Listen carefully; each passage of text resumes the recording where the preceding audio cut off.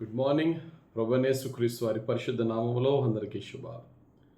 ఈరోజు మన అనుదిన ఆత్మీయ ఆహారంగా ఈ లోకంలో మనకి ఎంత ధనగంతలు ఉన్నా అవన్నీ అస్థిరమని, దేవుడే స్థిరమని, దేవుడే శాశ్వతమని, దేవునిలో మనం ఏమి కలిగి ఉన్నామో అదే శాశ్వతంగా కలిగి ఉంటామనే సత్యాన్ని గమనిస్తూ పౌలు తిమోతికి రాసిన మొదటి పత్రికలో 6వ అధ్యాయం 17వ వచనం ఉన్న మాటను ధ్యానించుకుందాం. ఇహమందు ధనవంతులైన వారు గర్విష్ఠులు కాక అస్థిరమైన ధనమునందు నమ్మిక ఉంచక సుఖముగా అనుభవించుటకు సమస్తమును మనకు ధారాళముగా దయచేయు దేవుని యందే నమ్మిక ఉంచుడని ఆజ్ఞాపించుము.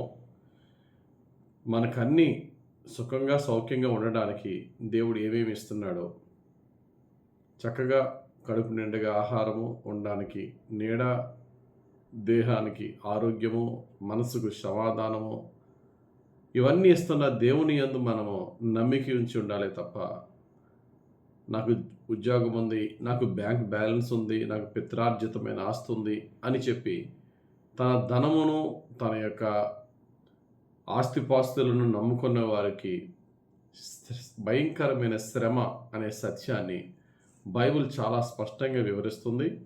మనము కూడా ప్రస్తుతము ఇప్పుడు ఉంటున్న లోకము మరి భయంకరమైనటువంటి పరిస్థితులు ఎదుర్కొంటున్నది కనుక మన ఆత్మీయ జీవితం ఎలా ఉంది, మన దృష్టి లేక మన నమ్మకము రేపటి దినము నా యొక్క పరిస్థితి ఏంటి అని ఆలోచన చేసినప్పుడు మొట్టమొదటిగా బ్యాంక్ అకౌంట్లో డబ్బులు ఎంత ఉన్నాయి, ఆస్తి ఎంత ఉన్నాయి మనం మదిలోకి వస్తుందా? రేపటి దినం ఏంటి నా పరిస్థితి, నా కుటుంబ పరిస్థితి అంటే మనకి విశ్వాసము, మన ఆత్మీయత, మన ప్రభు యొక్క వాగ్దానాలు మన మదిలోకి వస్తున్నాయో ఒకసారి ఆలోచన చేసుకోవాలి. బైబిల్ చాలా స్పష్టంగా చెప్తుంది ఎవరికి శ్రమ. యాకోబు గ్రంథం 5వ అధ్యాయం 1వ వచనంలో యాకోబు పత్రికలు ఈ మాట ఉంటుంది.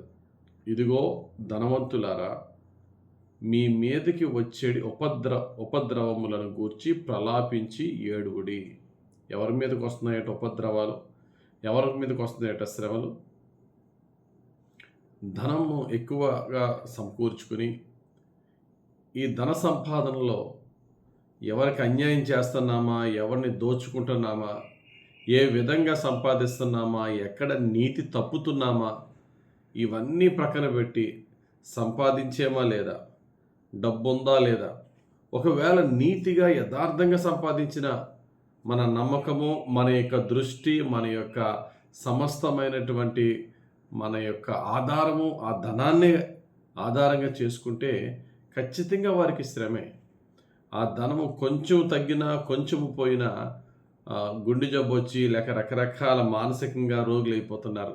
ఎందుకంటే ధనం మీద మనసు పెట్టుకుంటున్నారు కనుక. ధనం ఉంటే దాని మీద లక్ష్యం ఉంచకుండా దేవుని మీదే మన విశ్వాసం ఉంచి జాగ్రత్తగా బ్రతుకుతాం. ధనం లేకపోతే గొడవే లేదు, దేవుడే దిక్కు. కాబట్టి ధనము ఉన్నా ధనము లేకపోయినా దేవుడే దిక్కు అనే వాని జీవితము చాలా స్థిరంగా ఉంటుంది, చాలా సమాధానంగా ఉంటుంది.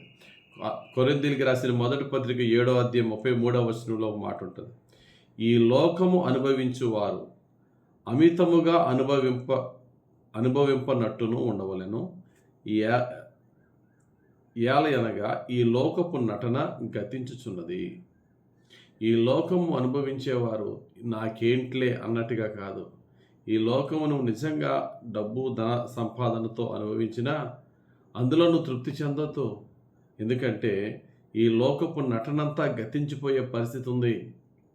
యోహాను రాసిన మొదటి పత్రిక 2వ అధ్యాయం 17వ వచనంలో అంటారు, లోకమును దాని ఆశయు గతించిపోవచ్చున్నవి కానీ దేవుని చిత్తము జరిగించువాడు నిరంతరము నిలుచును.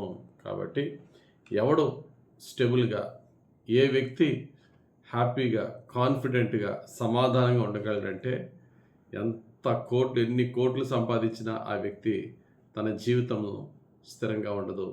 ఎవరు దేవుని మీద ఆధారపడతారో, ఎవరు దేవుని చిత్తానుసారంగా జీవిస్తారో వారి జీవితాలే స్థిరంగా ఉంటాయి, వారి జీవితాలే సమాధానంగా ఉంటాయి, వారి జీవితాలే దేవుని యొక్క శాశ్వతమైనటువంటి లోకము నిత్య జీవానికి వారసులు అవుతారు. కాబట్టి మనం ఏ ఉద్యోగంలో ఉన్నా, ఏ వ్యాపారంలో ఉన్నా, పిత్రార్జితం ద్వారా ఎంత ధన సంపాదన మనకు వచ్చినా దయచేసి వాటి మీద దృష్టి ఉంచి వాటిని ఆధారం చేసుకుని బ్రతకొద్దు. డబ్బు పిచ్చి ఎక్కువైందంటే దేవునికి దూరం అవుతాం. ఏ వ్యక్తి కూడా దేవునికిని సిరికిని దాసుడు కాలేడు. డబ్బు పిచ్చే ఉండక్కర్లేదు. డబ్బుని ఆధారం చేసుకుని నాకేం పర్వాలేదులే అని అనుకోవడం కూడా తప్పే. నా యేసయ్యను ఆధారం చేసుకుని నాకు నా పిల్లలకి ఆయన చూసుకుంటాడులే, ఆయన ఉన్నాడులే. ఎందుకంటే దావీదు భక్తుని లైఫ్ టైం ఎక్స్పీరియన్స్ చెప్తాడు. నేను ఒకప్పుడు చిన్నవాడినై ఉంటిని, ఇప్పుడు ముసలివాడినై ఉన్నాను. నీతిమంతుడు విడవబట్టు కానీ వారి సంతానం భిక్షమెత్తుట కానీ నేను చూచి ఉండలేదు. ఇంపాసిబుల్.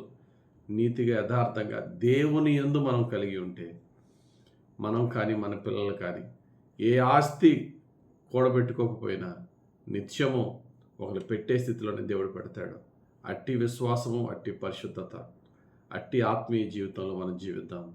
ఆ విధంగా జీవించటానికి పరిశుద్ధాత్ముడు మన సహాయం చేయను గాక. ఆమేన్. పరిశుద్ధుడా, ప్రేమ కలిగిన తండ్రి, ఈరోజు ఇచ్చిన ఈ వాక్యం బట్టి వందనాలు. వాక్యానుసారంగా బ్రతికే భాగ్యం దయచేయండి అయ్యా. ధనాన్ని ఆధారం చేసుకుని బ్రతకకుండా నిన్ను ఆధారం చేసుకుని బ్రతికే ఉన్నత పరిశుద్ధ విశ్వాస జీవితము మాకు మా కుటుంబాలకు దయచేయమని యేసు నామములో ప్రార్థించి వేడుకొనుచున్నాం తండ్రి. ఆమేన్. తండ్రి యొక్కయు కుమారుని యొక్కయు పరిశుద్ధాత్మ దేవుని అభిషేకం హెచ్చుగా మనకు తోడుండి నడిపించి దీవించును గాక. ఆమేన్. God bless you. Have a very blessed day.